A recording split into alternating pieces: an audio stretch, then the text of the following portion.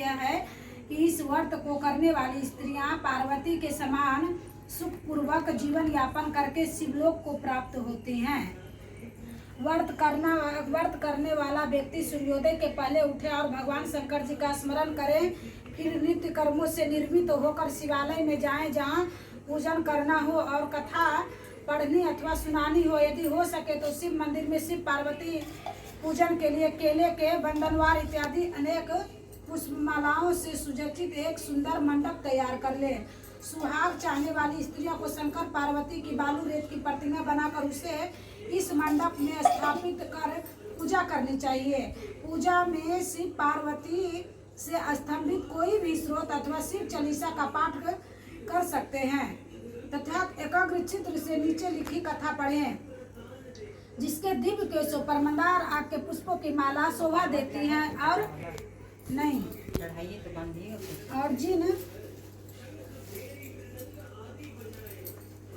अर्जुन भगवान शंकर के मस्तक पर चंद्र और कंठ के मुंडों की माला पड़ी हुई है जो माता पार्वती दिव्य वस्त्रों से तथा भगवान शंकर दिगंबर वेश धारण किए हैं। उन दोनों भवानी शंकर को नमस्कार करता हूँ। कैलाश पर्वत के सुंदर शिखर पर माता पार्वती जी ने श्री महादेव से पूछा, हे महेश्वर, मुझसे आप यह गुप्त वार्ता कहिए जो सबके लिए सब धर्मों से भी सरल तथा महान फल देने वाली हो। हे नाथ, यदि आप भली भांति प्रसन्न है तो आप मुझे मेरे सम्मुख प्रकट कीजिए। हे जगन्नाथ, आप आदि मध्य और अंत रहित, आपकी माया का कोई पार नहीं है। आपको मैंने किसी भांति प्राप्त किया है। कौन से व्रत तप या दान के पुण्य फल से आप मुझको वर रूप में मिले हैं। श्री महादेव जी बोले, हे देवी, यह सुन, मैं तेरे सम्मुख और व्रत को कहता हूँ जो परम गुप्त है। जैसे तारंगों में चंद्रमा और ग्रहों में सूर्य और वर्णों में ब्राह्मण, देवताओं में गंगा, पुराणों में महाभारत, वेदों में साम और इंद्रियों में मन श्रेष्ठ है, वैसे ही पुराण और वेद सब में इसका वर्णन आया है, जिसके प्रभाव से तुमको मेरा आधा आसन प्राप्त हुआ है। हे प्रिय, उसी को मैं तुझे वर्णन करता हूँ। सुनो, भाद्रपद भादो मास के शुक्ल पक्ष की हस्त नक्षत्र संयुक्त तृतीय तीज के दिन इस व्रत का अनुष्ठान मात्र करने से सब पापों का नाश हो जाता है। तुमने पहले हिमालय पर्वत पर इस महान व्रत को किया था जो मैं तुम्हें सुनाता हूँ। पार्वती जी ने बोली, है प्रभु, इस व्रत को मैंने किस लिए किया है यह मुझे सुनने की इच्छा है, सो कृपा करके कहिए। शंकर जी बोले, आर्यावर्त में हिमालय नामक एक महान पर्वत जहाँ अनेक प्रकार की भूमि उनके प्रकार के वृक्षों से सुशोभित है, जो सदैव बर्फ से ढके हुए हैं तथा गंगा की कल कल ध्वनि से सदम्यान रहता है। हे पार्वती जी, तुमने बाल्यकाल में उसी स्थान पर परम तप किया था और 12 वर्ष तक के महीने में जल में रहकर तथा वैशाख मास में अग्नि में प्रवेश करके तप किया। श्रावण के महीने में बाहर खुले में निवास कर अन्न त्याग कर तप करती रही। तुम्हारे उस कष्ट को देखकर तुम्हारे पिता को बड़ी चिंता हुई।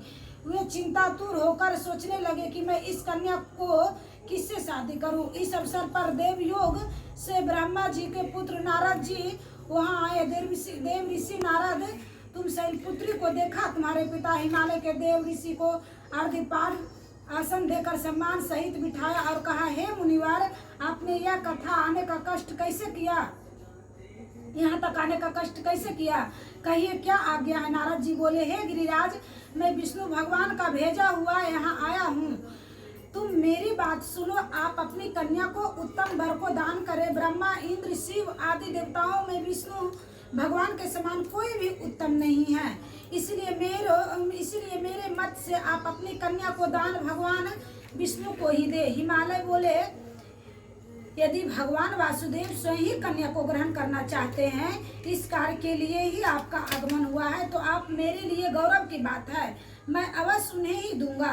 हिमालय का यह आश्वासन सुनते ही देव ऋषि नारद जी ने आकाश में अंतर्गत हो गए और शंख चक्र शंख चक्र गदा पद्म एवं पीताम्बरधारी भगवान विष्णु के पास पहुंचे। नारद जी ने हाथ जोड़कर भगवान विष्णु से कहा, प्रभु आपका विवाह कार्य निश्चित हो गया है। इधर हिमालय में पार्वती जी से प्रसन्न पूर्वक कहा, हे पुत्री, मैंने तुमको गरुड़ ध्वज भगवान विष्णु को अर्पण कर दिया है। पिता ने इन वाक्यों को सुनते ही पार्वती जी अपनी सहेली के घर गई और पृथ्वी पर गिरकर अत्यंत दुखित होकर विलाप करने लगी। उनको विलाप करते हुए देखकर सखी बोली, हे देवी, तुम किस कारण से दुख पाती हो, मुझे बताओ, मैं अवश्य ही तुम्हारी इच्छा पूर्ण करूंगी। पार्वती बोले, हे सखी, सुन, मेरी जो मन की अभिलाषा है सुनाती हूँ। मैं श्री महादेव जी को वरण करना चाहता हूँ। मेरे इस कार्य को पिताजी ने बिगाड़ना चाहा है, इसलिए मैं निसंदेह इस शरीर का त्याग करूंगी। पार्वती जी इन वचनों को सुनकर सखी ने कहा, हे देवी, जिस वन को तुम्हारे पिताजी ने ना देखा हो तुम वहाँ चली जाओ। तब हे देवी पार्वती जी, तुम अपनी सखी को यह वचन सुन ऐसे ही वन को चली गई। पिता हिमालय ने तुमको घर पर ना पाकर सोचा कि मेरी पुत्री को कोई देव दानव अथवा किन्नर हरण करके ले गया है। मैंने नारद जी को वचन दिया था कि मैं पुत्री का गरुड़ ध्वज भगवान के साथ वरण करूंगा। हाय, अब यह कैसे पूरा होगा? ऐसा सोचकर मैं बहुत चिंतातुर मूर्छित हो गए। जब सब लोग हाहाकार करते हुए दौड़े और मूर्छ दूर होने पर गिरिराज से बोले हैं कि हमें यह अपनी मूर्छ का कारण बताओ।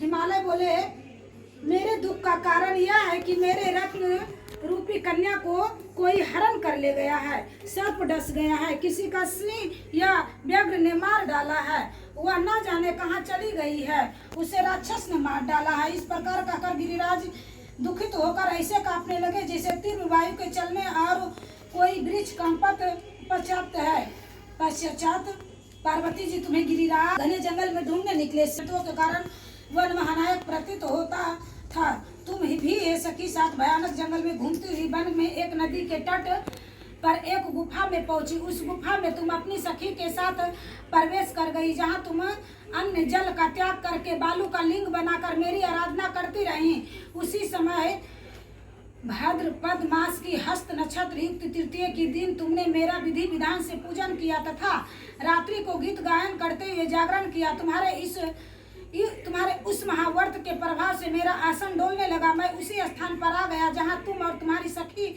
दोनों थी। मैंने आकर तुमसे कहा, वारणन, मैं तुझे प्रसन्न हूँ, मैं तुझसे वरदान मांगा। मैं तुझसे कहा कि हे देव, यदि आप मुझसे प्रसन्न हैं तो आप महादेव जी से ही मेरी पति हो। मैं तथास्तु में कहकर मैं कैलाश पर्वत को चला गया और तुमने प्रभात होते ही मेरी उस बालू को प्रतिमा को नदी में विसर्जित कर दिया। हे सुहेश, तुमने वहां अपनी सखी सहित व्रत को नारायण किया। इतने में तुम्हारे पिता हिमवान ही तुम्हें ढूंढते ढूंढते उसी घने वन में आ पहुंचे। उस समय उन्होंने नदी के तट पर दो कन्याओं को देखा तो तुम्हारे पास आ गए और तुम्हें हृदय से लगाकर रोने लगे और बोले, बेटी, तुम इससे व्याघ्र दिव्य युक्त घने जंगल में क्यों चली आई? तुमने कहा कि पिता, मैंने पहले ही अपना शरीर शंकर जी को समर्पित कर दिया था, किंतु आपने इसके विपरीत कार्य किया, इसीलिए मैं वन में चली आई। ऐसे सुनकर हिमवान ने तुमसे कहा कि मैं तुम्हारी इच्छा को विरुद्ध यह कार्य नहीं करूंगा। तब मैं तुम्हें लेकर घर को आए और तुम्हारा विवाह में मेरे साथ कर दिया है। हे प्रिय, उसी व्रत को प्रभाव से तुमको मेरा अर्धस्न प्राप्त हुआ है। इस व्रत राज को मैंने भी अभी तक किसी के सम्मुख वर्ण नहीं किया है। हे देवी, मैं अब तुम्हें यह बताता हूँ कि इस व्रत का यह नाम क्यों पड़ा। तुमको सखी हरण करके ले गई, इसलिए हरतालिका नाम पड़ा। पार्वती जी ने बोले, हे स्वामी, आपने इस व्रत राज का नाम तो बता दिया, किंतु मुझे इसकी विधि एवं फल भी बताइए कि इसके कारण किस फल की प्राप्ति होती है। तब भगवान शंकर जी बोले, जिस स्त्री जाति का अतिरिक्त व्रत की विधि सुनिए। सौभाग्य की इच्छा रखने वाली स्त्रियां इस व्रत को विधि पूर्वक करे। केले के खंभों से मंडप बनाकर उस वंदना वारों को सुशोभित करे, उसमें विधिवत रंगों से उत्तम रोशनी व्रत की चांदनी ऊपर तान दे, चंदन आदि सुगंधी द्रव्यों का लेपन करके स्त्रियां एकत्र हो शंख भेरी मृदंग आदि बजावे, विधि पूर्वक मंगलाचार करके श्री गौरी शंकर जी की बालू निर्मित प्रतिमा स्थापित करें। फिर भगवान श्री पार्वती जी का गंध धूप पुष्प आदि विधि पूर्वक पूजन करें। अनेकों नैवेद्यों का भोग लगावे और रात्रि को जागरण करें।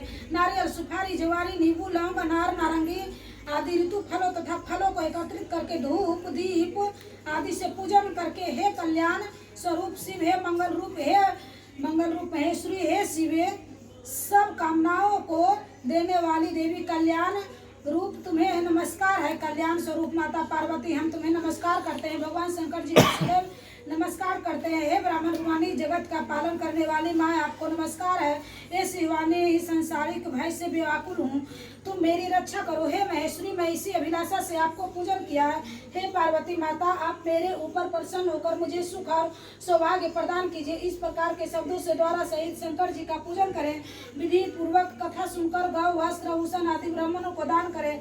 इस प्रकार से वस्त्र का दान करने वालों को सब पाप का नष्ट हो जाते हैं।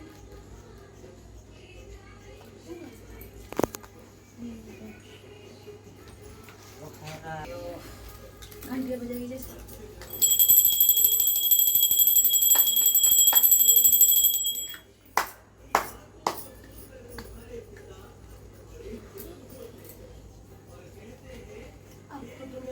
रिकॉर्डिंग बंद करके है ना कथा।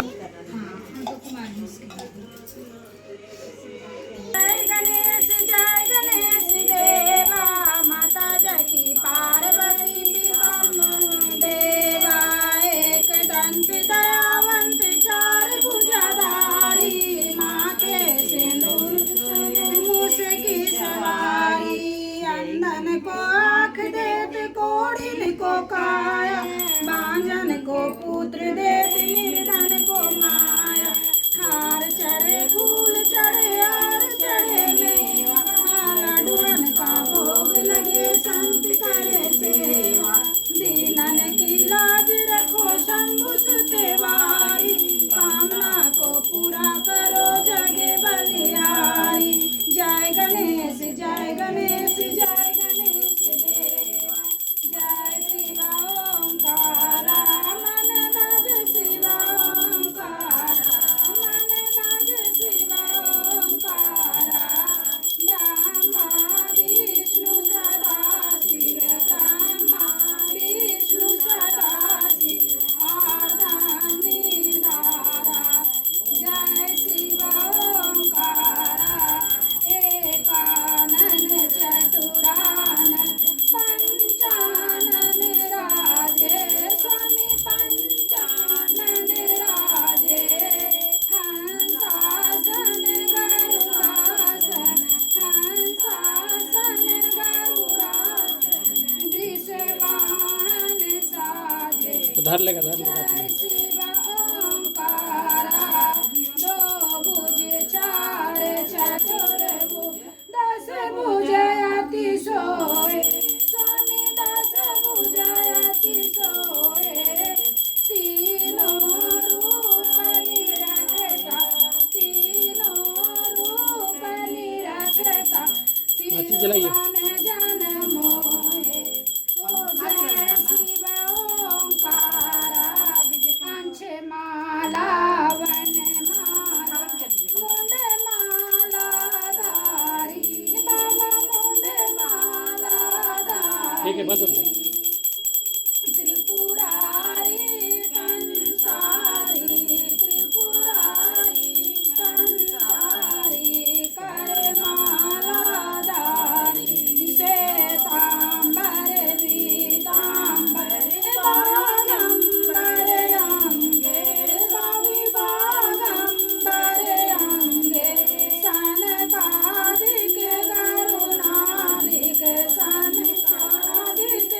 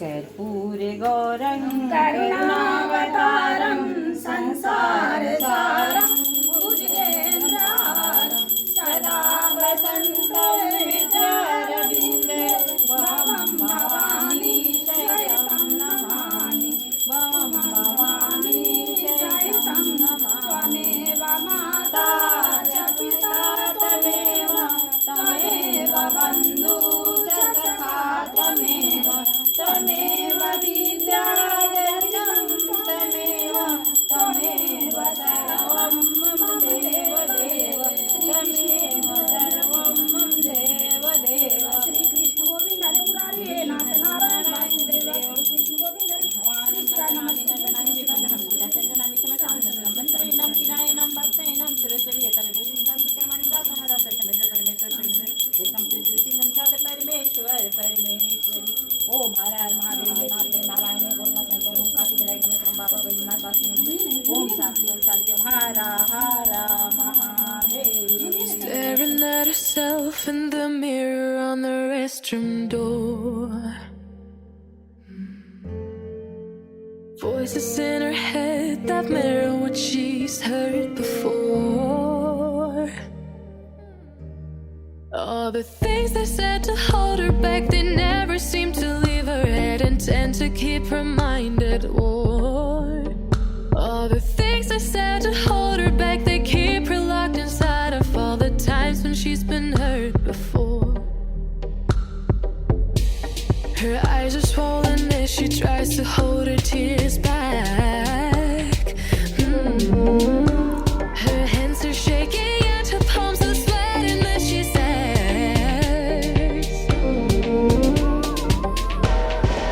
I don't wanna listen to a word you say, telling me what I can become.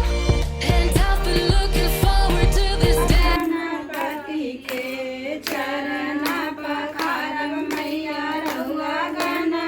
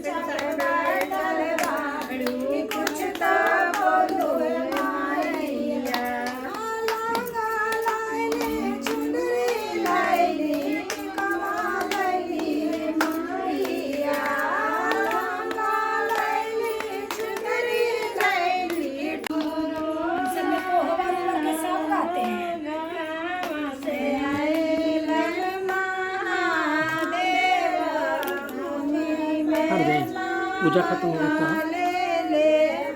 है ना?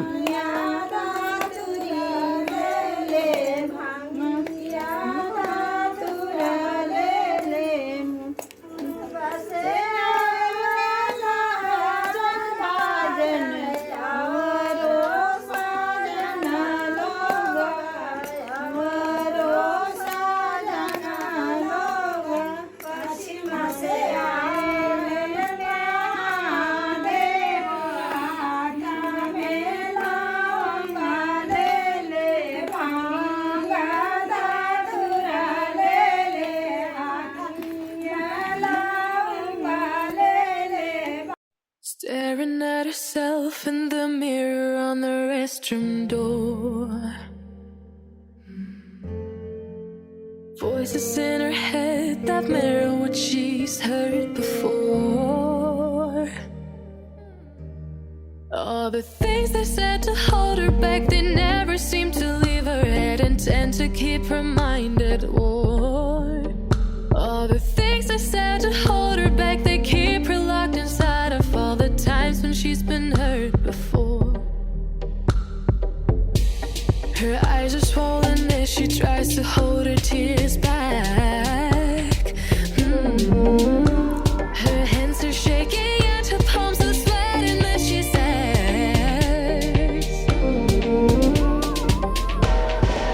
I don't wanna listen to a word you say, telling me what I can become. And I've been looking forward to this day, the day I prove you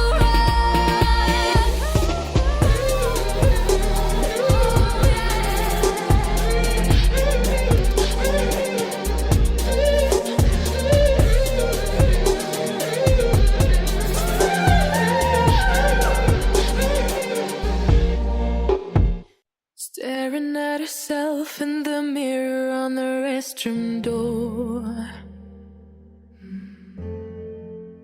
Voices in her head that mirror what she's heard before. All the things they said to hold her back, they never seem to leave her head and tend to keep her mind at war. All the things they said to hold her back, they keep her locked inside of all the times when she's been hurt before. Her eyes are swollen as she tries to hold her tears back.